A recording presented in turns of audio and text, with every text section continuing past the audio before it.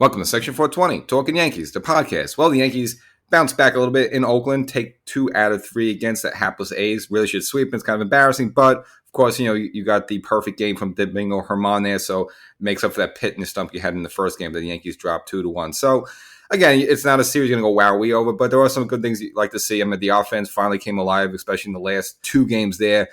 Stanton's bat looks like it's starting to heat up a little bit. He hit a monster home run as well. Had some big hits in the second game. And even Donaldson answering all the critics, including me. I've been tough on him, and he's been coming back, and he's been hitting home runs, but it's funny, even the home run he hit on the first game Tuesday, it was kind of on a bit of cement mixer there. It wasn't like a great piece of hitting, but it seemed like a lot of his home runs were like kind of unimportant. In the 6 games he hit a home run in, the Yankees were like 0-6 in them. So it wasn't really a game swinging type of home run. But what you'd like to see though in the third game, which would be his 7th home run of the season, it was a game changer. The Yankees were down 3-2 with a runner on, and then he hit a 2-run home run to swing it to give the Yankees a lead in that game 4-3, and they would just go on to tack on. See, that's a big home run in a big moment. But hitting a home run, when you're losing 4-0, or in a game that's ready to decide, you hit one in the 8th or 9th inning. It's like, all right, great, you have power, that's nice, but you need big hits and big moments. And finally, that's probably the biggest hit Donaldson's had.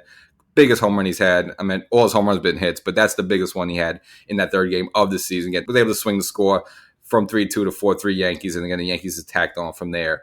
And after the first game there, and you feel bad for Johnny Brito, pitches hard out. It was down 1-0 in the third inning, and then in the fourth inning, gives another home run to Seth Brown there, puts the Yankees behind 2-0.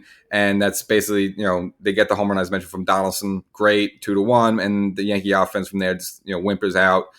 Had a couple opportunities in the 8th and 9th inning. Then Higgy had an opportunity there in the 9th. You tie it, but he struck out to end the game there. And even though the Yankees had, you would say, a good homestand, took 4 out of 6 games against Seattle and Texas, just the bitterness you have with this offense, not producing anything. And then this first game, the offense put a really absolute dud up there. I know, Donaldson got the 1 home run, but it was like one of those moments where you needed Hal and Brian Cashman to come out again and make the press statement rounds to calm everybody down. Because, at that point, you're like, oh my, what's going on here? And then comes Domingo Germán, who, let's see what goes from the rest of the way, but almost like salvaging a good chunk of the season, or at least up to the season up to that point, with the perfect game there. And it's a game that, was important this time for Germán, but also for Stanton, hit a nice blast to like left center field there, got the offense going. And, Germán slowly working his way. The previous episode, it kind of dived a little deeper into his perfect game. And it was just really a matter of, if he was going to get it or not. The Yankees had a nice big 6-run 5th inning to really put the game away score-wise. And it was got to the point the Yankees kept tacking on runs late, but it was almost like, you know what? You wanted the opposite. You didn't want the offense to keep it going because you wanted to get Germán back on the mound there. Especially in Oakland, it's cold, it's windy. You don't want to, staying on the bench there. But they kept tacking on, gave him a more than comfortable 11-0 lead. And it was just a matter of whether Germán's going to get it or not. He did. And 11-0, again, the first perfect game since 2012.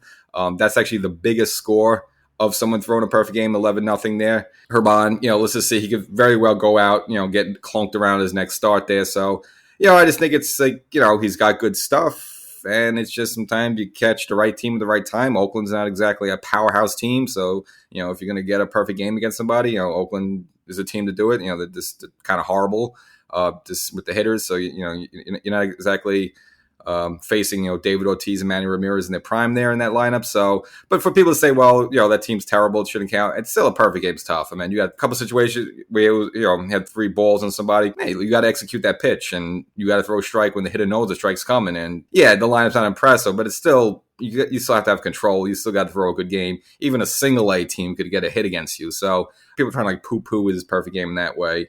I don't think that's right. But more importantly, the offense woke up. And then again, to the third game, poor Clark Schmidt, I say every time, lately he's been going out there, the Yankees give him no run support.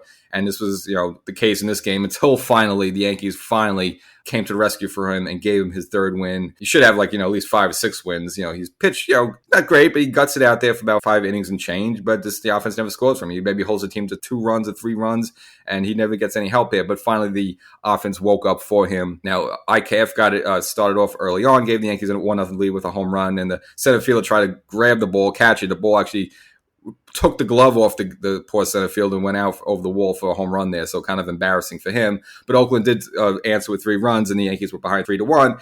And this was one of those games, like an afternoon game. It's like, you know what? Maybe after the hangover of Germán's perfect game, stuff like that. And just let this one go. You figured that this is going to lose this one, whatever, and you're just going to be pissed off at the team. But the offense did wake up again. Stanton with a couple of big hits, and the Yankees put up an 8 spot in the 6th inning there, gave the Yankees an 8-3 lead. And since Ken Schmidt was a pitcher of record at the time, he gets the win. The Yankees just kept tacking on. The big blast, though, was the Donaldson 2-run home run to swing the score to give the Yankees a 4-3 lead. So if you do that in the clutch moments, the fans will stop booing at you. You got to do that in the clutch moments, Donaldson. So, and even if you didn't get a home run, if it was just a hit, it's good. Just keep the baton go, but do it when it counts, not like in garbage time when you're losing 1-0 or you're ahead 10-1 and then you hit a garbage home run in the 8th inning. No one's gonna be impressed like that. You got to do it in the big moments. So good for Donaldson. Hopefully it's a thing for start. And again, he made that good play as they kind of dived into the perfect game. That final out the ground out there, kind of stabbing at that ball.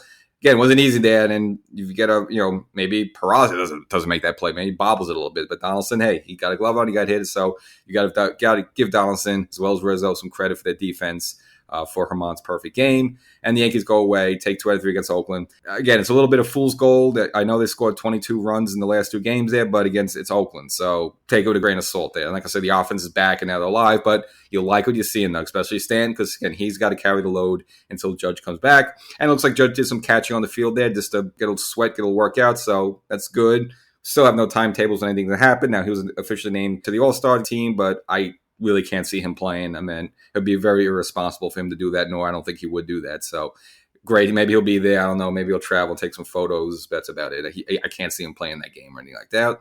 Now, the Yankees are going to head back towards East, but they make a little stopover in Missouri for the St. Louis Cardinals. Now, the Cardinals, not doing that great this year, but, about 10 or 12 games under 500. So, these are winnable games for the Yankees. And, of course, you knew it was going to happen. The third game Sunday, I believe, Jordan Montgomery is lined up for that game. I don't think the Yankees have officially announced who's starting that, so will remain to be seen. But, of course, now I guess Jordan Montgomery will get his chance to get revenge on the Yankees. And for the Yankees, I'm sure they're going to load up the right-handed hitters. So you're going to have Bader in there. I'm sure you're going to have Gleyber Torres in there. You're definitely going to have Stanton in there. I'm sure Josh Donaldson in there. So they're definitely going to be righty-heavy for the lefty Montgomery there. So we'll catch you in the next one. The Yankee offense wakes up a little bit. You got a perfect game from Herman, but Yankees still got a lot of work to do because still stuck in the third place mud there in the AL East. So we'll catch you in the next one.